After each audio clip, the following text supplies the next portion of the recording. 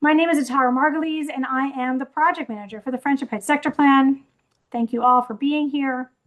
Tonight, we will be presenting a summary of engagement events and takeaways since we kicked off the plan last fall.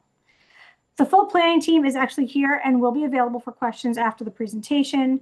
But first, I will let the planners who will actually be presenting along with me introduce themselves so you know who they are. So let's go ahead and do that. Bhavna? You have to unmute. Yep, sorry, my button was hidden. Hi everyone, I'm Bhavna Sivasubramanian. I'm a housing planner on this plan. Good evening, everyone. I'm Ronetta Zach Williams, and I'm the transportation planner for this plan. Everybody, I'm Christina Sasaki, and I'm the park planner for the plan. Thank you. And of course, we're also joined by our West County leadership, Larissa Clevin, who is our master plan supervisor, and Elza Heisel McCoy, who is our West County chief. So just some housekeeping first. We're on a Zoom webinar, which I'm sure you all have used before, but just as a reminder, there are these three buttons at the bottom of the screen, or I guess for some of you, it might be at the top of the screen, but there's three buttons that are important here. There's the chat, the Q&A, and the CC button for showing captioning. So you should use the chat if you have technical difficulties, meaning if you're having issues hearing or you miss something someone said, there's staff monitoring that and they can respond to you right away. Then there's the Q&A function. So the Q&A function is how we're going to collect questions that we'll answer at the end of our presentation. You should put questions in the box as we go through, and staff is looking at those questions and we'll collect them and then we'll answer them. We'll have about 25 minutes or so at the end of this for questions. We appreciate it if everyone would stick to questions that are about the presentation, the engagement, maybe the next steps even. And if you have like really specific questions, of course, my contact information will be up at the end of the webinar and you can email me anytime. And the last is closed captioning. We set this up, so hopefully if you need that, you can click that CC button and you'll be able to see captions. We will, of course, we are recording this presentation and it will be posted on our website at by the end of the week or so. If you need any kind of help during the Zoom, again, use that chat feature rather than like emailing one of us because we'll see it a lot faster that way. So here's our agenda. We will start with a quick review of the engagement happenings since the plan kickoff. Then I'll review the major demographics of who we've heard from, and then we'll move into key takeaways on major topics. So let's get started with the overview. At the start of the plan, we identified 5 overarching engagement goals. We wanted to reach a wide range of stakeholders, to deliver clear and straightforward messaging, to provide a variety of opportunities so people of all ages and stages can participate, and to collaborate with community partners and agencies, something we've been doing and we will continue to do as we continue to move through this planning process. And lastly, we wanted to meet people where they are, which means, yes, sometimes we'll hold events, but we want to come to your events and come to your meetings and make it easy for people to access the planning team and talk to us about Friendship Heights. Here are some fun numbers that present a snapshot of the past year of engagement. On average, the in-person workshops we hosted attracted around 70 people at each. We did 3 of those. And we had a web-based interactive virtual activity that received over 170 responses. We held 5 focus groups. We sent out 3 questionnaires. The largest questionnaire garnered over 560 responses. That was the community-wide one, which I know many of you responded to. Thank you so much. And in total, over the last year, we engaged with and collected feedback from over 1,000 people. And as you can see, we've got 750 or more actually at this point on our e-letter. And we have continued to grow that e-letter subscription number as we go so that we are continuously trying to reach more people in the Friendship Heights area to get them engaged and involved in this effort. One of the first things we did in the preparatory stage of this plan, before we had a scope of work or a plan boundary approved by the planning board, was to reach out to the community to let them know the plan was happening. This was all early in the fall of 2024 through the end of 2024. We held 2 workshops in the fall of 2024. One was virtual and one was in person. The workshops were an opportunity for us to start meeting people in Friendship Heights, and so we could listen to them and listen to their hopes and concerns for the future of the area. We also started meeting with community groups in and around Friendship Heights to let them know the plan was starting and to listen to them tell us about their neighborhood. And we spent some time sitting at tables in front of Whole Foods during lunch or in front of the Metro at rush hour, handing out flyers and just talking to people about the idea of a sector plan and what it means that we're starting one. Then we jumped into the plan work, and as many of you know, we worked on a scope of work, and then we moved into existing conditions analysis. So while we were doing that, and we did give a presentation that I'm sure many of you were at in May that summarized our existing conditions work, at the same time, we were still continuing to do engagement. And so here are some of the things we did during the spring. We were at the Friendship Heights Bike to Work Day stop, Bike to Work Day, talking to bikers about what infrastructure they would like to see in the future. And we took a table at the Friendship Heights Alliance's Spring Makers Market, which is the middle picture here, just to help spread the word about the plan. I'm sure many people here are familiar, but for those who are not, the Friendship Heights Alliance, which is the bi-jurisdictional collaborative organization that is working to strengthen both sides of Friendship Heights, does so through often placemaking and economic development efforts. We've been working very closely with the Alliance throughout the plan, and they actually have a youth advisory council comprised of teens from Bethesda Chevy Chase High School in Montgomery County and Jackson Reed in DC. So they actually invited us to do a planning workshop with the teens, which you can see here on the right. First, we actually did an engagement exercise with the students to see what they want in the future. And then we played a planning game with Legos to teach them about master planning and the relationship between development and amenities. We then jumped into the visioning phase. Now, the visioning phase is where we spend all of our time focused on engagement. We worked with the community to start to develop this vision for the future of Friendship Heights. And we did this through a variety of engagement strategies that I will summarize in more detail on the following slides. We had workshops, focus groups, questionnaires, and a web-based visioning activity. But the other thing we continued to do during visioning was to expand our stakeholder base and try and examine who we had not reached yet, who we knew were in Friendship Heights but weren't really engaging with us, that we hadn't talked to enough of those people. And so we tried to do some targeted outreach to expand our reach, I guess, and get people that weren't on our list. So we added 300 subscribers to the e-letter. That's 300 more people who knew about the plan. And we tried to leverage our relationships with community newsletters and listservs that were in and around Friendship Heights to use that as a way to advertise the plan. And we sent postcards to all the addresses in the plan area to advertise the plan and to advertise one of our visioning workshops that was going on at the time. So to look a little bit more closely about what the visioning work entailed. So in the spring of 2025, we started off with 2 workshops, one in person and one virtual, but they identified the same topics and questions. They focused on the same things. We asked people, what do you want to see in Friendship Heights in 20 years? We talked about park amenities and prioritizing what park amenities people would want to see in the future. We asked questions about park access, and we gathered feedback on the pedestrian network and on the experience of walking along and sort of visiting and stopping along Wisconsin Avenue. In the summer, we considered which groups we had not heard from yet. And via some targeted engagement, we convened focus groups for renters, for business owners, and for parents of children 18 and under. These were all groups that we knew had sizable populations in Friendship Heights and were important pieces of the puzzle, but we really hadn't reached them yet. And the focus groups, I think, were quite successful to that end. We also saw that we didn't have a lot of participation from either the town of Somerset or Chevy Chase Village at this point in the plan. So this was like in July. And so we sent specific questionnaires just to those 2 adjacent neighborhoods to advertise the plan and gather some feedback about how they access Friendship Heights.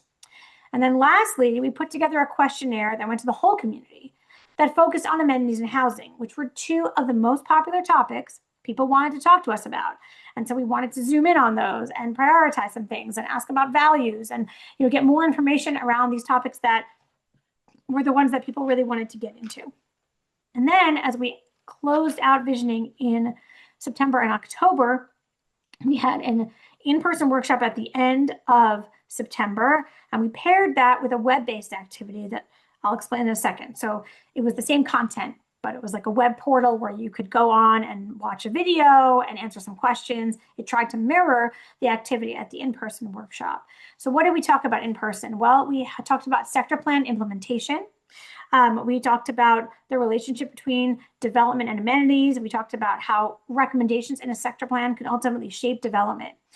After a presentation on that, we moved into discussion groups where we focused on housing and amenities at three major future potential development sites in Friendship Heights, the Geico site, the Saks and the Collection, which are the sites on the east side of Wisconsin, and 5550 Friendship Boulevard, which is the site in the village of Friendship Heights with the sort of 5-story office building. All that material was online for 2 weeks at the beginning of October, and we did that in lieu of a virtual meeting. Our virtual meetings weren't getting as many people as our in-person meetings for the workshops, and so we really wanted to figure out how to broaden the reach. And so with this web-based activity, we got, we were able to allow people the opportunity to weigh in on the same questions we asked at the workshop. But we had over 170 responses, which is way more, obviously, than we would have gotten if we did a virtual meeting. So here is a list of all the groups and entities we have been talking to since we kicked off the plan. We have met with all of the municipalities and special taxing districts that are in and around the plan boundary. We've met with the Friendship Heights Urban District and the Friendship Heights Transportation Management District, and we've met with a number of other groups, even including groups from individual residential condo buildings. We have separate monthly meetings with the Friendship Heights Alliance and with DC Office of Planning. And earlier this fall, we actually connected with the ANC3E on the DC side. That's the one right across Western. And it's actually worth noting at this point that we have met with many of these groups multiple times. And I know there are people on this call from many of these groups that we have met with once, twice, or even 3 times. And we will continue to do that as the plan continues. And if somehow you see that your group that you're associated with is not on this list, then absolutely please reach out to us after this meeting so we can start talking to you as well.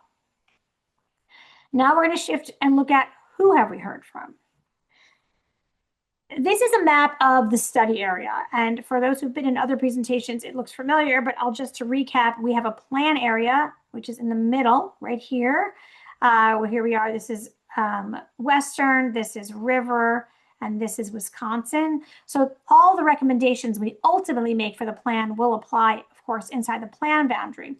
But we established back when we do the scope of work, a study area boundary, which is this much larger area that, of course, is half in DC to represent the context for the plan. And we use that for existing conditions, which we did already, but we also keep this into account during plan engagement because, of course, we consider a stakeholder, certainly anybody who lives in the study area, sometimes even farther out, but particularly the neighborhoods in the study area and, of course, in the plan area are the ones taking advantage of the downtown Friendship Heights the most. And so the study area becomes very important when we're looking at who came to the engagement, measuring it against the demographics of that study area, which of course includes the plan area as well. And so when we look at our demographics of who participated, we can see that most participants do live either in the study area or in neighborhoods that are partially included in the study area. And this is true also for the questionnaire respondents, the large questionnaire that we sent out. 95% of the questionnaire respondents live in the study area. So every large engagement event that we held, we collected demographic data at the end or during that event so we can understand who we were talking to. And I know people have questions about why we do this, and I hope this will explain, these few slides will explain why we did that. And I thank you to those of you who have filled out those demographic surveys like 5 times already during this plan. But this is why it's important. So we want to take a look at who is attending our plan engagement. And of course, this is only capturing data from the events where we have those surveys. So when we meet with certain community groups, then in small meetings, we don't do that. But this is looking at the really larger groups where we get larger numbers of people. So on the left, you see the graph that shows who's come to our engagement event so far. And then you see the age split of the current demographics as of 2023 in the plan area and the study area. And so this is why we collect that info, so we can see how representative of a group are we getting from the plan area and the study area based on demographics. And so, you know, as people know, and as we've talked about earlier during existing conditions, of course, Friendship Heights is unique in the sense that it has a greater percentage of seniors over 65 than the county as a whole. The plan area, of course, has 36%. The county as a whole is like 18. And you can see that our engagement numbers were even beyond that. They almost doubled what the study area percentage is for that age group. So we certainly had, you know, more seniors participate than any other group. But when you look at other age brackets, it's a little bit more similar to the study area breakdown. So the 35 to 44 age bracket, for example, or even 45 to 64 is more similar to what you see in the study area, you know, 13% on the left to 11 on the right, et cetera. Unsurprisingly, the 18 to 34-year-old population is the hardest to reach. And even though we do have a decent number of people in that age group living in the plan area and the study area, we had very few of them engage with us in the plan. And that's something that we can continue to work on as we move forward.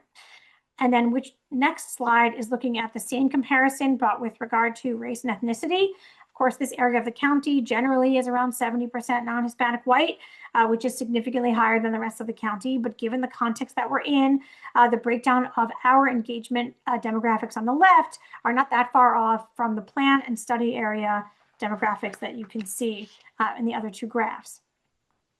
And a few other metrics to consider is what we call household data. So this is talking about who lives in the household and also what kind of household it is. Is it a household with renters or owners? And so if with regard to sort of who's living in the household, we knew that there are lots of families in this area, and we really wanted to try and engage with them because in many ways, you know, they are likely to still be living here, right, in 20 years for sure. And, you know, they have kids and they're thinking about sort of different things than other participants are. So in the end, we ended up with 23% of engagement participants that we collected data from live with children under 18. And this is compared to the study area having actually 25% of households, including children 0 to 18. So those aren't exactly comparable because the Census and American Community Survey data doesn't count sort of people, but they count households. But we felt that we did, you know, pretty well considering it can be a hard group to reach. However, when it comes to household tenure, so renting versus owning, only 13% of our participants were renters, which is actually far below the number of renters in the plan and the study area, as you might imagine, with all the apartment buildings. And so that's another area that we can continue to try and improve upon as we move forward. So now we've come to the what we've heard. So in this section, we're going to present some key takeaways. And I would say that for all of you who have participated so far, you will hopefully see some things here that you said yourself. You definitely won't see everything. You have hundreds and hundreds and hundreds of comments. And what we tried to do in the analysis is group them together in buckets that will relate to sections of the plan in the future. These are not the only sections we'll have in the plan, but these are some big ones. And we want to share with you what we heard about these general topics, because then we can have a conversation about how they will ultimately connect, you know, to what ends up in what gets recommended in the plan.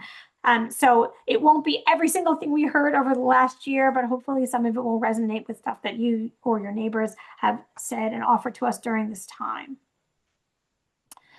So we're going to start off with community identity, which is something that we asked at many engagement events. Today, Friendship Heights, what we've heard from people is that it doesn't have a super strong identity or brand, and people sometimes wish that it did have a stronger one, particularly the business owners. The business owners find the lack of identity sort of a marketing challenge. They want to tell people they have an office in Friendship Heights. Not everyone knows where that is. We also found that there was a general question about, like, what is Friendship Heights?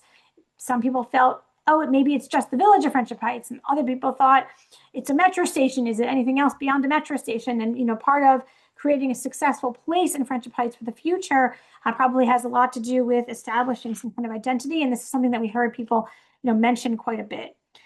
And then we asked people, what about in 20 years? What do you want the identity of Friendship Heights to be in 20 years? And these are quotes taken from some of our activities where we asked these questions. We had a lot of people talked about vibrant neighborhoods, mixed use neighborhood. We heard the word multi-generational a bunch of times. People are asked, they want the future of Friendship Heights to be more affordable, for there to be more local retail to enjoy, for it to be walkable and accessible, for it to be a fun place to hang out, for it to be safer and greener and more diverse. Some people want it to be denser. Some people wanted to have a small town vibe. And of course, some people certainly told us it's perfect the way it is.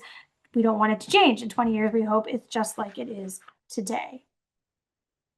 So then we'll move to sort of the topic of land use and development. So some key takeaways here, and to the extent that we talked about this in engagement, it was more about overall, how do people feel about growth in Friendship Heights?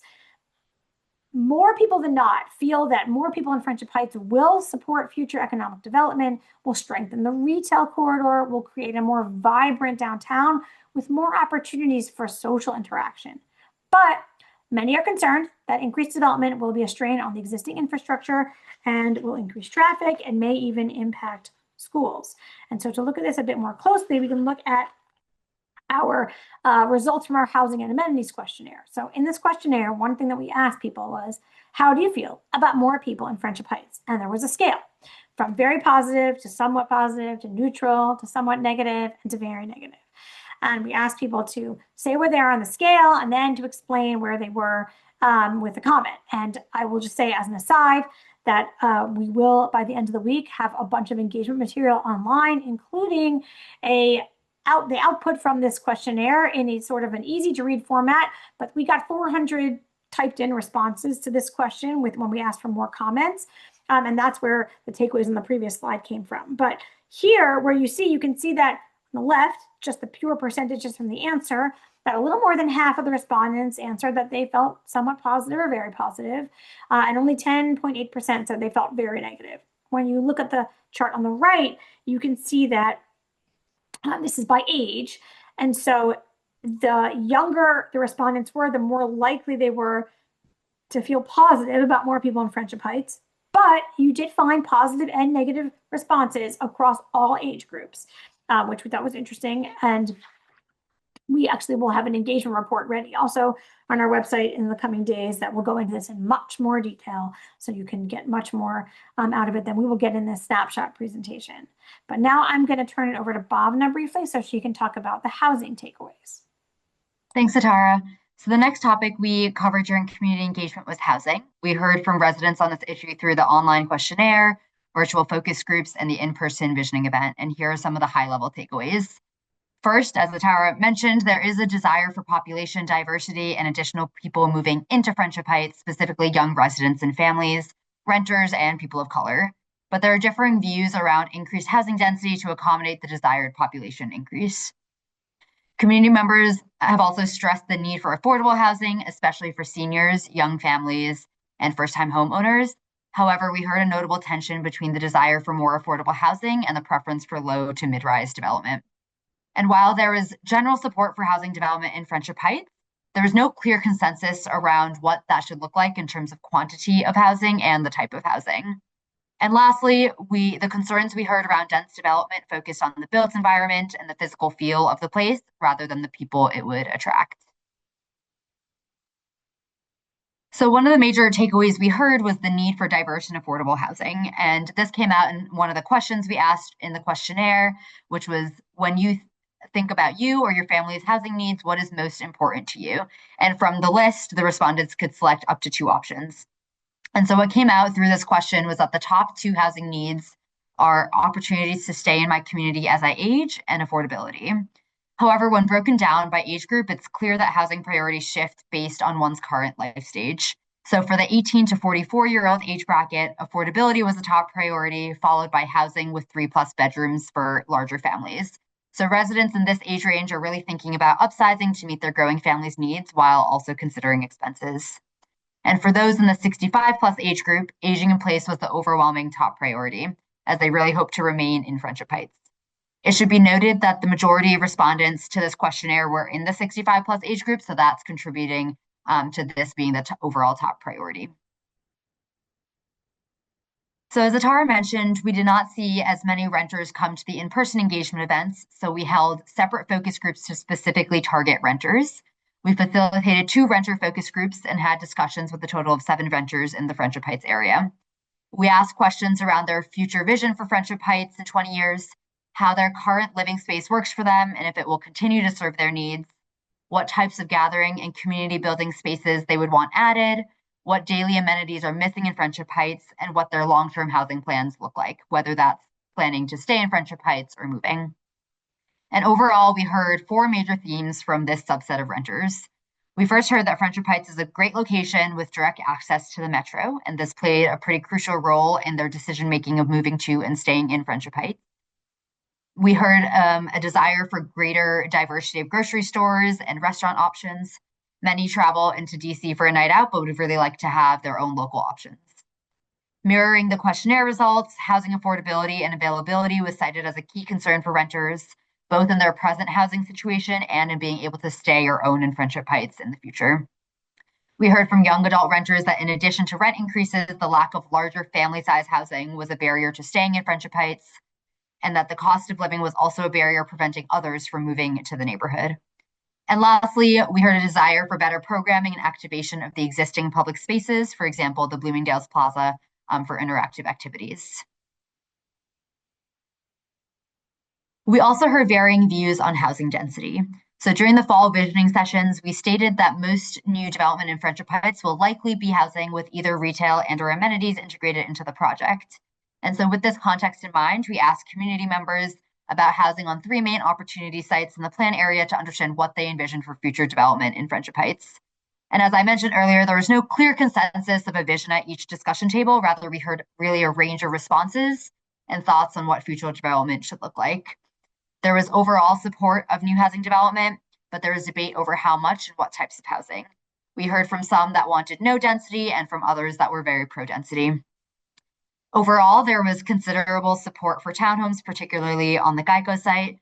There was moderate support for mid-rise buildings, but there was notable concern around high-rise apartments. We also asked about how tall residents think development should be, and we heard most that development should be compatible with the surrounding environment and should not be developed at the cost of green and open space.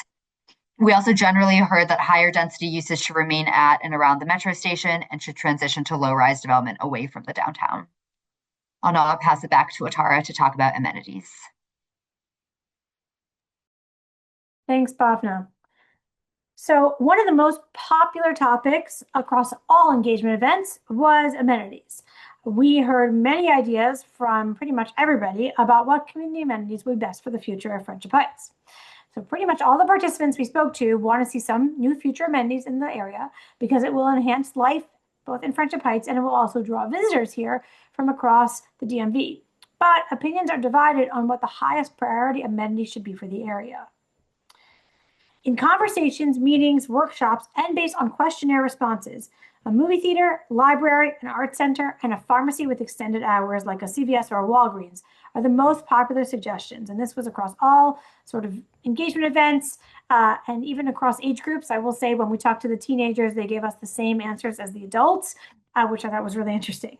We also asked in our questionnaire how often people visit nearby amenities that are in these categories, typically in Bethesda or Washington, D.C. And so the results show that over 60% of respondents visit a nearby library at least once a month, with Connie Morella being the most popular library visited.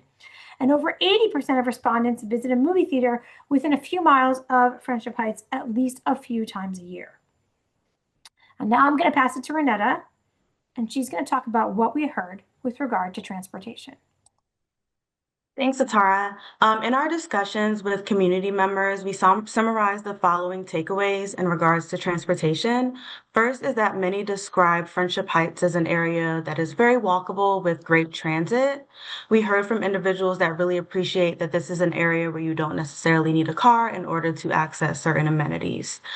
Second, we heard that while the planned area is walkable. We heard a lot about pedestrian safety concerns at intersections and crosswalks, with people not necessarily feeling safe crossing streets, particularly at the larger roads, which would be River Road and Wisconsin Avenue. The next thing we heard is that traveling beyond the planned area can be challenging for individuals walking and biking, and that's mainly due to the lack of bicycle infrastructure and buffers that separate the downtown from the surrounding neighborhoods. And lastly, we heard that residents are concerned about increased traffic and parking availability due to future development.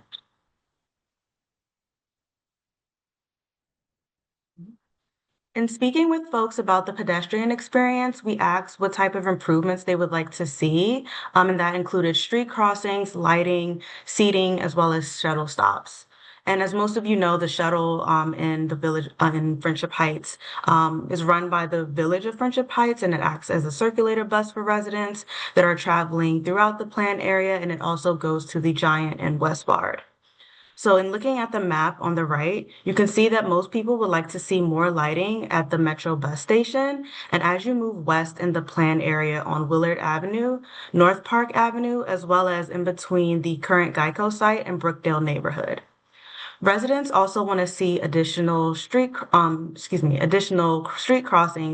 on Willard Avenue, as well as Friendship Boulevard. And they would also like to see more seating on Friendship Boulevard. There were no additional interest in additional shuttle stops in the area.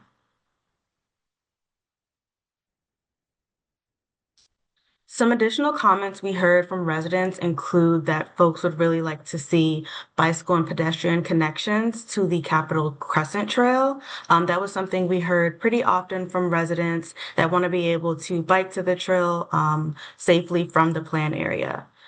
We also heard from Brookdale residents that they would be open to seeing bicycle and pedestrian connections from the neighborhood through the Geico site into commercial areas. We also heard that folks are interested in more bus service to Bethesda, better wayfinding, as well as concerns about speeding and cut-through traffic on some of the smaller streets. Specifically, folks mentioned the intersections of South Park Avenue and the Hills Plaza, as well as South Park Avenue and Friendship Boulevard, as well as Willard Avenue as areas where they see a lot of cut-through traffic. I will now pass it over to Christina to discuss the park's takeaways. Thanks, Renata. Good evening, everybody, again. So I'm going to go over the key takeaways regarding parks and open spaces that we collect during community engagement. So first two things that you see in the slide are priority on parks and nature. So we heard that parks are a priority for the community and where residents highly value their access to nature. The third bullet, we talk about connectivity and visibility. So something that we heard a lot is that the community have a strong desire and, as mentioned by Renata in the transportation, to improve safe and accessible routes that connect parks one to another, and specifically emphasizing the parks that are located at the perimeter, both the east and the west side of Wisconsin Avenue. And we want to make sure that the park entries are also visible. And lastly, the future parks and public spaces that will be created as part of large redevelopment projects, they should provide areas for larger community gatherings and also some active recreation, and also feature diverse programming that is welcoming to all, not a specific demographic. And they also want to make sure that we include opportunities for evening use. So what you're going to be seeing in the next two slides will illustrate the results of the two activities from the spring workshop. So park access results. So we surveyed the community on access to 9 local parks and public spaces within and adjacent to the plan area, asking if they were, first, frequently visit, easy to find, and easy to access.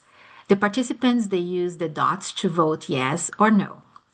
The slide here shows the results of highlighting 5 of the 9 parks that we surveyed that had the higher, showing in green, and then the lower, showing in red. So starting from the top, Hubert Humphrey Park, showing green in all categories, was clear the favorite, receiving top votes as the most visit, the easiest to find, and easiest to access. Second place is Wisconsin Place Plaza, that scored lower than Hubert Humphrey Park, despite its prominent location by the metro entrance and at the corner of Wisconsin and Western Avenues. Third place goes to Wheeler Avenue Neighborhood Park, that was well visited, but participants note that it's difficult in finding the park. And then we move to Brookdale Neighborhood Park. It had an even split between visitors and non-visitors, and it was generally considered hard to find and hard to access.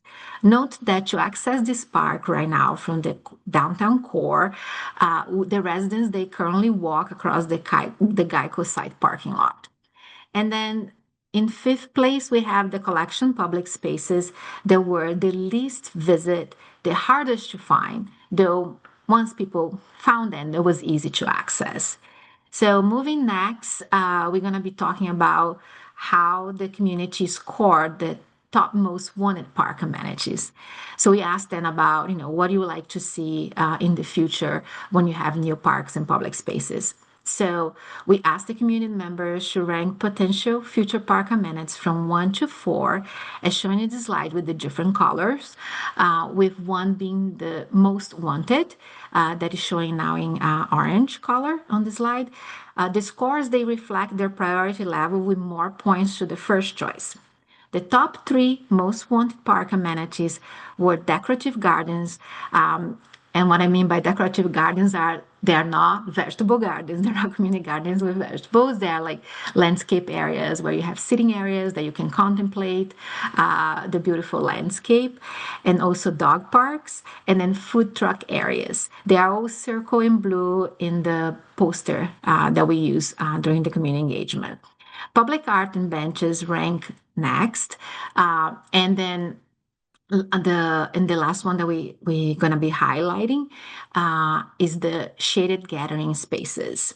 Notably, I want to just to call attention that while popular overall, dog parks also face some community opposition, particularly concerning their inclusion in existing parks. So that concludes the highlights for parks and open space. Next, Atara will talk about the environmental results. Thank you. Thanks, Christina. So now we're up to our last bucket of takeaways, and it's the environment. We have heard a few things over and over again, and so we really wanted to highlight that here. Many participants have called for preserving the existing large trees and the general tree canopy in the area, which includes street trees, but also trees on parks and public spaces, and specifically mentioning the mature trees on the Geico site. People also noted the need for more shade along the many plazas, specifically along Wisconsin Avenue, where there are actually often less street trees, particularly on the west side. And many who responded are also concerned about the health and protection of 2 streams. So there's a stream that runs along the southwest edge of the Geico property in between Geico and Brookdale. And people are concerned about preserving and improving the conditions for that stream, as well as, so we have Little Falls Branch, which of course runs in Willard Avenue Neighborhood Park, which is already run by the Parks Department. But then even though the stream goes outside the plan, it comes back into the plan boundary, right into the Somerset House property, right before we hit Wisconsin. And people are concerned about that little corner of the stream as well. And so we hear that those particular environmental issues. And that is actually the end of the overall summary. So as I wanted to mention, we have a lot more engagement takeaways than we wanted to fit in one, 35-minute presentation. We don't want to be here for hours, but we are going to provide a lot of that information to the community by the end of the week.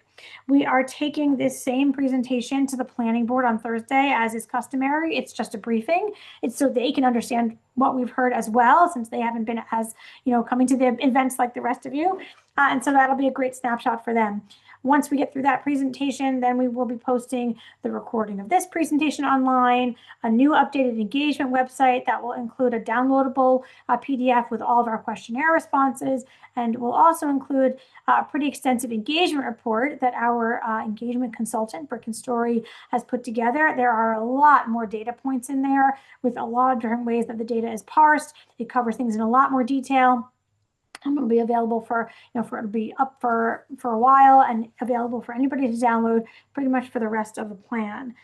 So in terms of schedule, where does this land us? So we are, you can see my arrow is right in between visioning and preliminary recommendations, because we've closed the visioning process. We just took these few weeks to absorb everything we've heard and really go through the material.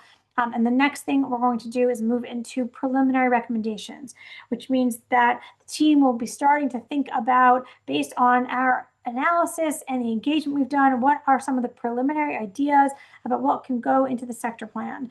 We will start putting those together, and then we will bring them to the community for questions and feedback, and then eventually to the planning board. And that's still just preliminary, not the draft plan. That should happen sometime in the first few months of 2026. And then we expect to hopefully have a draft plan by summer of 2026. And then from then on, we'll go through the last few steps. And so that's really the end of our presentation. I will, here's my contact information. So if people If you still have things you want to tell us, I would assure you this is not the end of engagement. It was just the end of our only phase that's fully dedicated to engagement. We continue engaging from here on all the way until the end of the draft plan. And that's, but everyone should feel free to contact us if they have more they want to share. With that, we're going to move to Q&A. I will say, because this is a webinar, we're not going to be calling on people. You really have to put questions in the Q&A box. I know some people have already started doing that. And so if you have a question, you have to open up your Q&A box and type in the question, and Larissa on our team is looking at those questions, and she will be asking them and calling on the appropriate staff members to answer. I also just want to give a shout out before I stop talking and Larissa asked the first question, to Angela Gear from Councilmember Friedson's office. I want to thank her very much for joining us tonight, and to thank all of you for spending the evening with us. Larissa, how about our first question? Our first question goes to you, Atara, which is, did we speak with the Village of Friendship Heights? Well, we certainly have. We have both been to the village in a full public capacity at a regular council meeting, presenting plan updates. We've also met with the development ad hoc development committee that they've put together. We've met with them at least a few times at this point, and we are actually in regular contact with Julian. I think I've been in 2 meetings with Julian in the last 2 days even, and many, many more before that. So we actually speak to the village quite a bit. And I should add that in the engagement report, there is a table that sort of has all of the groups we've spoken to, and also obviously all the engagement events and all the dates. But yes, we certainly do speak to the village. Next. Apologies, I was actually in the chat itself. We've got a couple of questions about Geico, so I thought I might just ask them together. We got one about how the sector plan process relates to the Geico development, and what we've heard about what's happening on the site.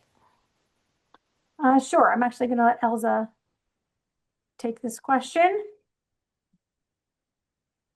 To unmute. There you go. There we go. Thank you. So good evening, everybody. So the planning board approved a new validity period for the Geico development that was approved in the late 90s. The new validity is for a purely residential development. So the commercial buildings that were included in the original approval are no longer part of the approval. So as long as that approval remains valid, and so it's valid for another 10 years, somebody can move forward with the development on that site. I don't think there's been any announcement on that front.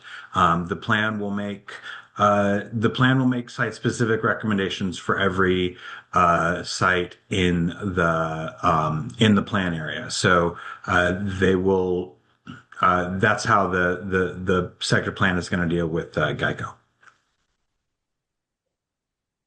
Thanks, Elza.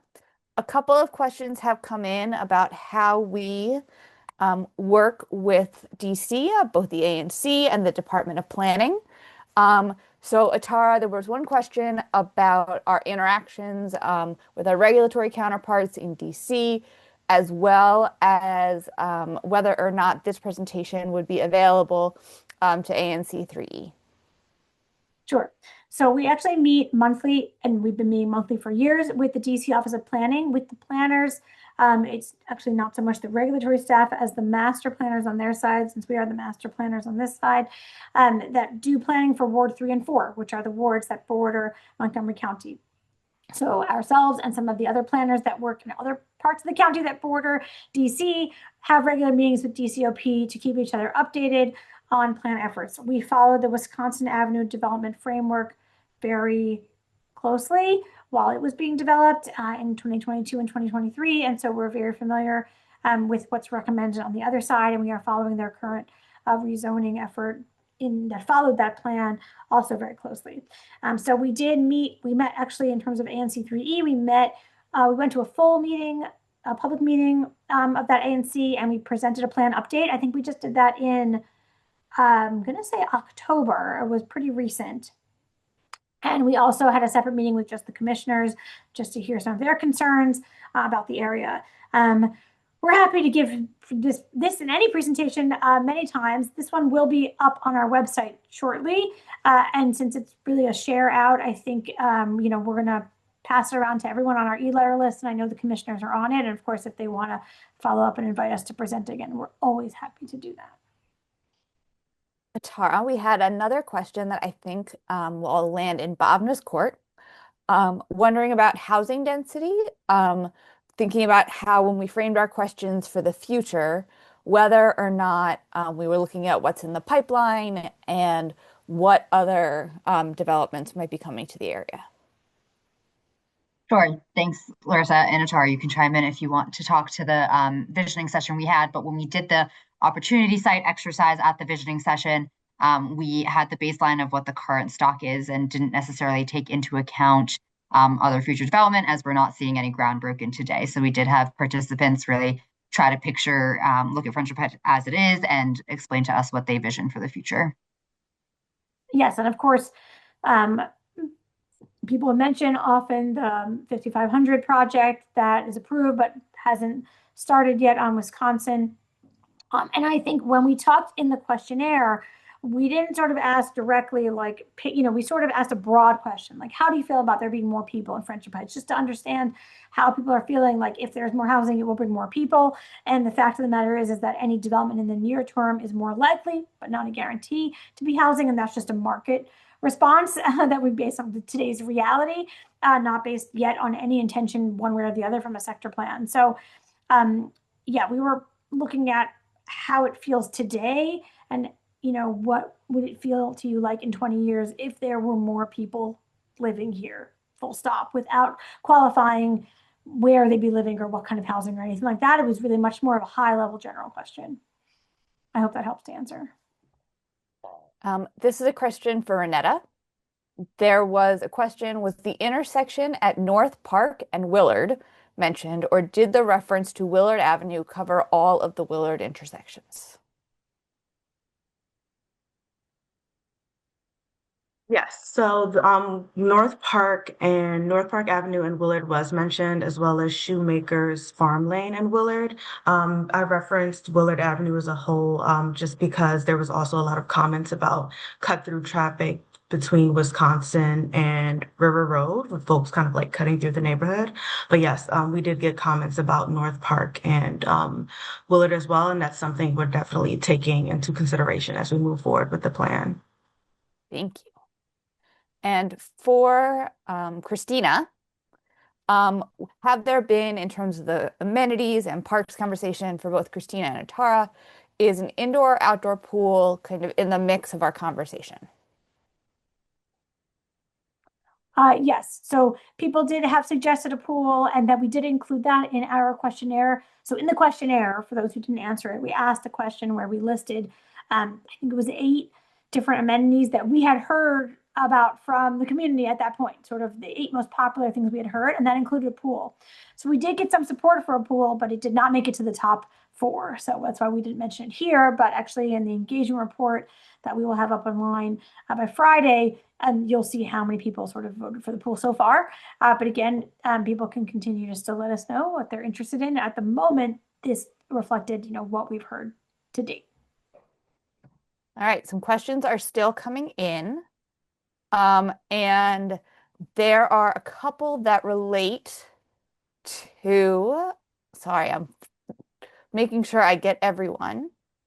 A couple of updates on existing projects that are happening, whether they're on the DC side or the Maryland side, the Western Avenue bike lane, as well as the WMATA garage.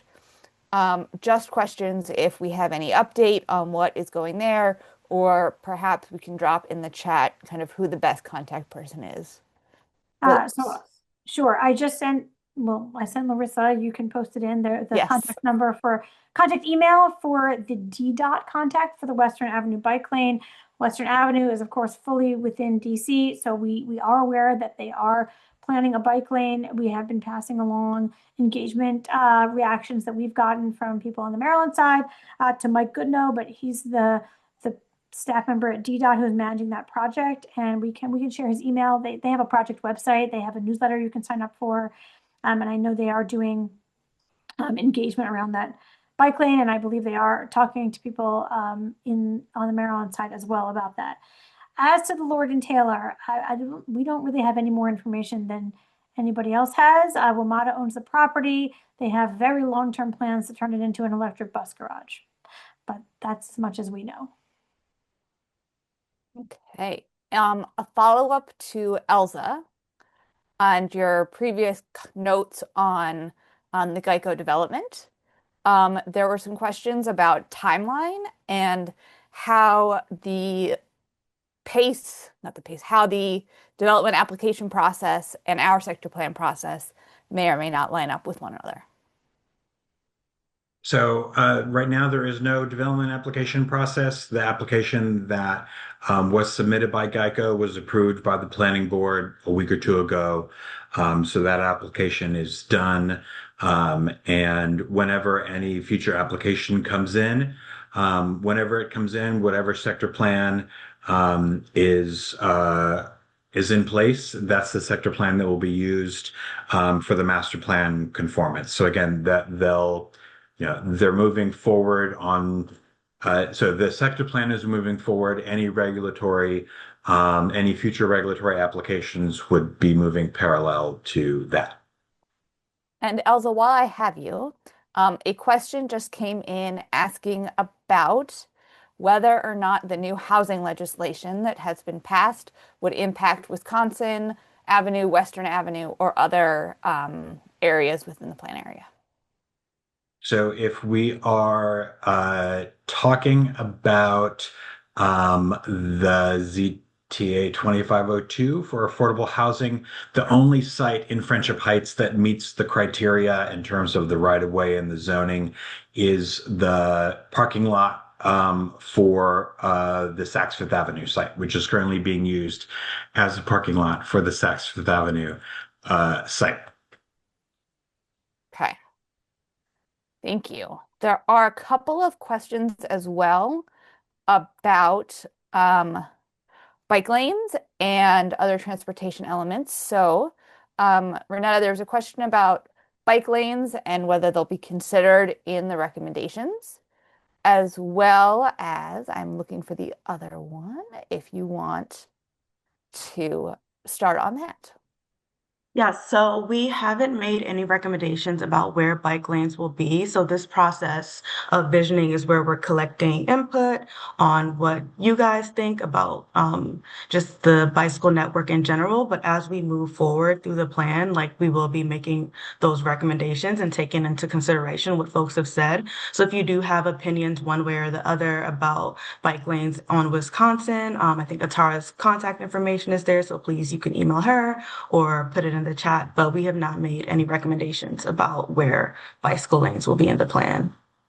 Thank you. I found the other question that I was looking for, and Elza, you may want to join in on this one as well.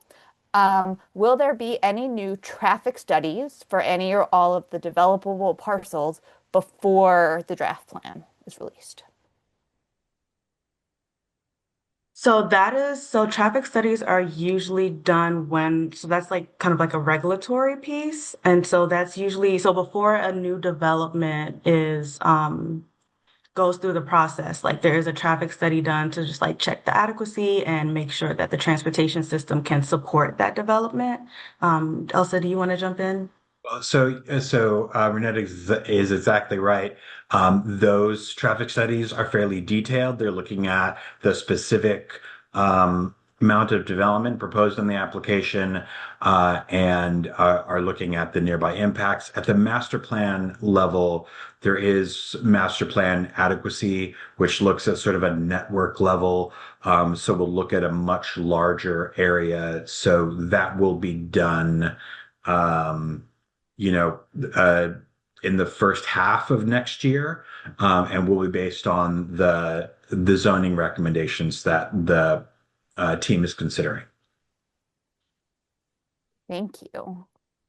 We also had another question, might be for an individual who did not present this evening, but looking about future forecasting and whether or not we have looked at and what are the long-term population trends and how they might impact long-term development. So I'll just say, I think Larissa James provided a link to the forecast page that you can share. But I'll say generally, a sector plan is looking to provide a flexible opportunity for the next 20 years of an area. And that means that when we have a sector plan vision, it's always unlikely that the full vision gets built out in 20 years, but it's providing some opportunity for things to grow and change the way the area needs it to change, respond to market conditions, respond to a variety of different scenarios that will arise over those 20 years. And so it's not necessarily specifically tied to a forecast, but it's usually influenced by trends we see in the county, things that we see the county or the area is struggling with and needs more of or less of, or needs or wants a change. And that's how we sort of design a sector plan. It's not, the sector plan is not super prescriptive. Everything in it is a recommendation for something that we think could happen. And if it happened, it would support the vision that the plan has come up with, along with the community and all the other stakeholders involved. But it is an optimistic vision in the sense that the full build out of a sector plan often takes longer than 20 years, and conditions usually change. And by that point, we're revisiting the next sector plan. And that's just the way planning works, both in this county and generally, generally everywhere. Thank you. A question for Christina. What will the recommendations be for playgrounds within the plan area?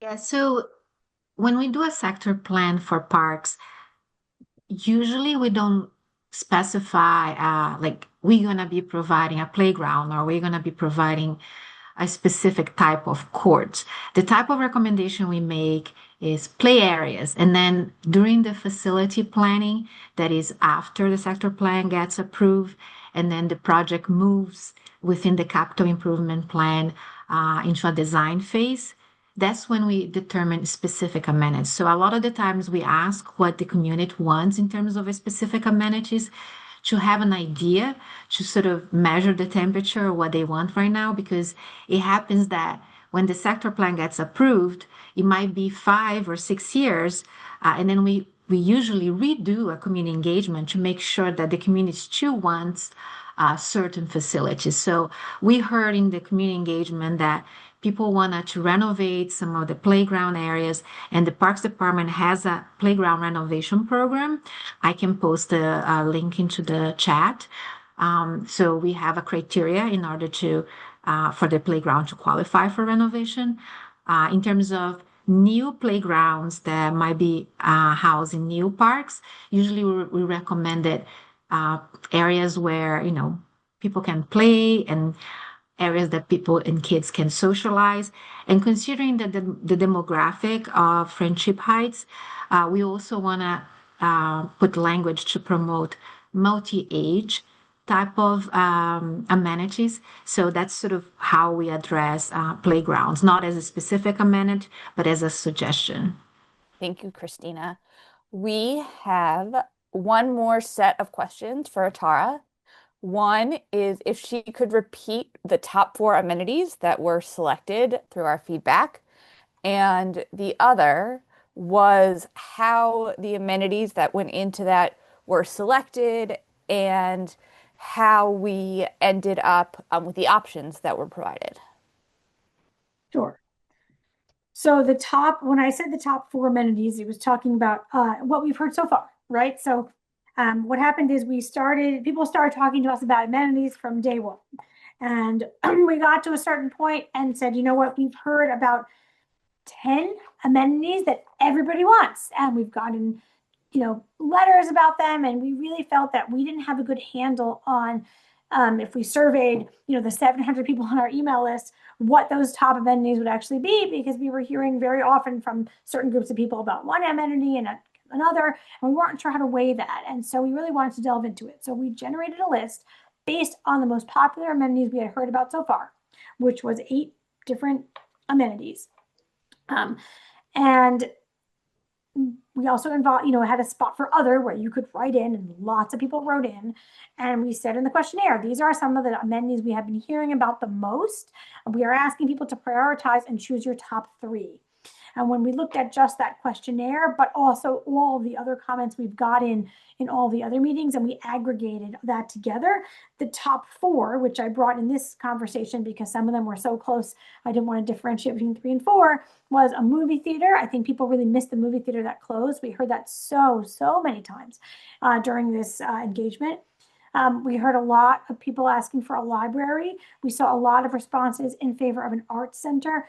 And we heard about a pharmacy with extended hours, i.e. like a CVS or a Walgreens. I will say that in the beginning of the plan engagement, we were hearing a lot about a non-specialty grocery store. But since the news that Trader Joe's is opening across the street from Friendship Heights, we have heard that less, because I think many people have said to us, well, now we feel like we'll have somewhere else to shop besides, Amazon Fresh and Whole Foods. And so it's interesting that sort of shifted to the bottom of the list when earlier on in the engagement, it was maybe towards the middle, just in terms of what we were hearing.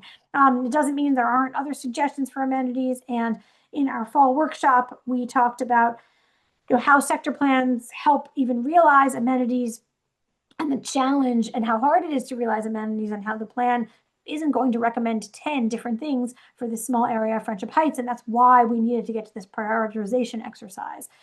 So I know somebody mentioned, I think, a pool or an art space, and, art center is kind of a flexible term. I think that it included any kind of arts facility. And there are some things we did hear a lot about, like people were in support of a pool, but it just didn't rise to those top 4, right now. I hope that answers the question. Thanks, Atara. Those are all the questions that we got tonight. So thank you, everyone, for submitting. Great. So I have one more. We have a little bit of an exit announcement in the chat. If you open up your chat box, we have one last thing there. If you scroll to the bottom, the second to last post is by Audrey Vogel from our team, and she put in a quick questionnaire and exit survey that has those demographic questions. And hopefully after this presentation, you understand why it's important for us to continue to gather that data, because we will continue to track how well we are doing at attracting an even more representative group of people that matches up with the demographics of the sector plan area and study area to the extent possible. So if you can, just open that up. It should literally take you 2 minutes to click through and hit submit. We will send it out afterwards. Can you put it in again, Audrey, one more time? And then I will send it out to everyone who's here tomorrow. So if you didn't get to fill it out now, you can fill it out then. And that really just helps us track who's coming, and also track who's not coming, so we can continue to reach out to other groups as we go through the plan. And if people have more questions, and if you open up the chat box, if people aren't seeing it, not the Q&A, you have to open up the chat with the bubble, and you should be able to see it. If there were questions in the chat, did you catch some of those too, Larissa? We did, and I apologize to Ms. Best that I missed her question. That if about how Wisconsin Place Community Rec Center could possibly be more useful to residents. I don't know that that's a question that we can answer this evening, but it's certainly something that we are able to report back to the rec department, that we've had questions about it, as well as some recommendations for what potentially other programming that people would like to see there. And I see Christina also just put in the chat a link to the parks playground renovation program, so people can understand how what she was talking about in terms of how playgrounds get improved. And of course, Audrey, if you could also just paste my email into the chat so everyone has it, although I think a lot of people here have it, and you can certainly go to the plan website, and I'm right on the plan website, and you can paste that in for everyone. So if people have more questions, you should feel free to reach out, and we are happy to answer them not just after this presentation, but literally anytime. And I'm sorry, I see people raising hands, but we actually can't call on people. People are saying they're not seeing the links in the chat. Tara, I think I'm only able to send messages to the hosts and panelists. All right, so I'm going to resend it right now. That's interesting. Yeah, I tried to That way. figure out. I'm going to the paste it every- in and hopefully here, I was just sent it. It says it went to everyone, so hopefully people can see it.